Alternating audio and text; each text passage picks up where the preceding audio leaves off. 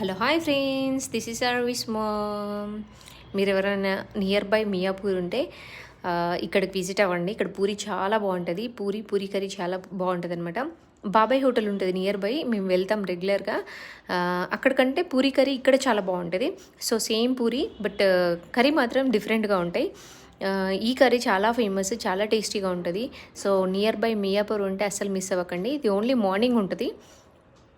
మంచి ఆలు meal maker అన్నీ ఉంటాయి. మీరు మార్నింగ్ 7కి అలా వెళ్ళారనుకో కర్రీ అంతా చాలా బాగుంటుంది. కొంచెం లేట్గా అలా వెళ్ళారనుకోండి ఓన్లీ గ్రేవీ ఉంటుంది. బట్ గ్రేవీ కూడా సూపర్ టేస్టీగా ఉంటుంది.